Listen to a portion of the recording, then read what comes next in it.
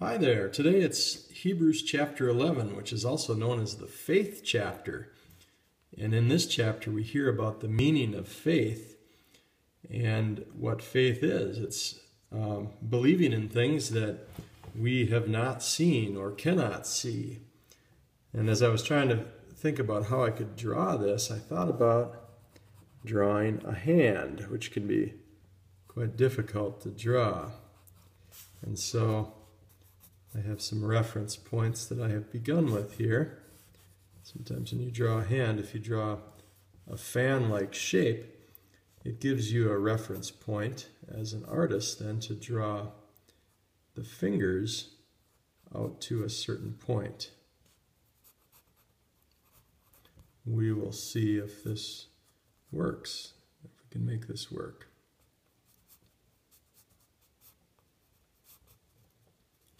So by faith, here we have this open hand extending upward and outward, perhaps not seeing what's in front of it, but reaching out in hope.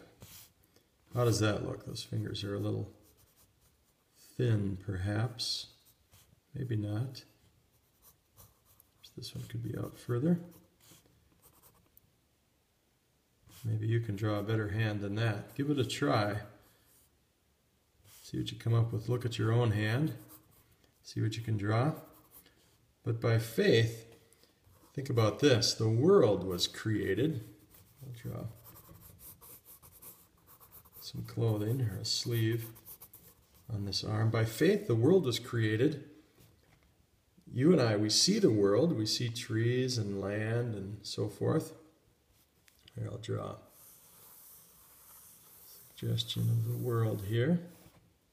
The world was created, but we do not see God. And the Bible tells us the world was made from things that were not visible.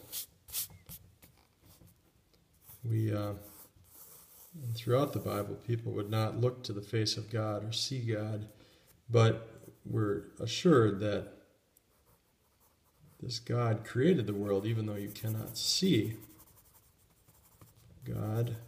And so there's part of this that is a mystery, remains a mystery. But Hebrews chapter 11 goes on to talk about other people who lived by faith, about Abel and Enoch and Noah. Look at Noah, for instance. Noah could not see that the flood was coming, but God warned Noah that the flood was going to come. And so by faith, Noah built an ark to save his family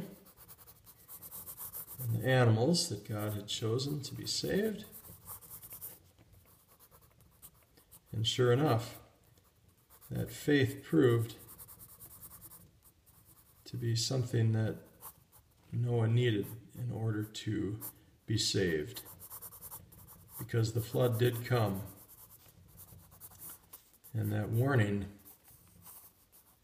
was true, and therefore Noah was rescued from the flood. And then Abraham and Sarah are other examples, where Abraham and Sarah, they were promised an inheritance of land, but they had to move from where they were at to another country. And they were also promised that they would have many children, and these children, they probably lived in this part of the world somewhere, these many children that they would have, descendants, would become as numerous as the stars in the heavens and the sand on the seashore.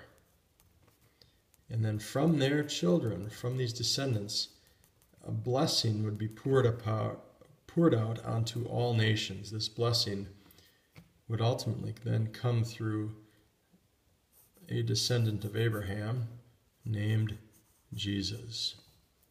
And this cross will represent that, and it will have rays of light blessing the entire world. But Abraham couldn't see this. Sarah couldn't see this. They just had to set out on a journey by faith. And think about when Jesus died and then was raised from the dead, he came back and the disciples hid in fear.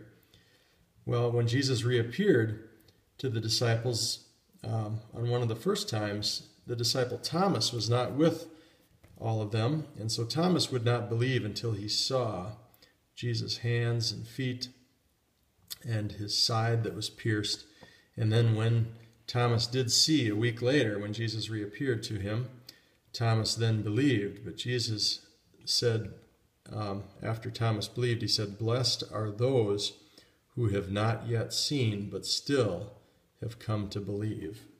That is what faith is all about.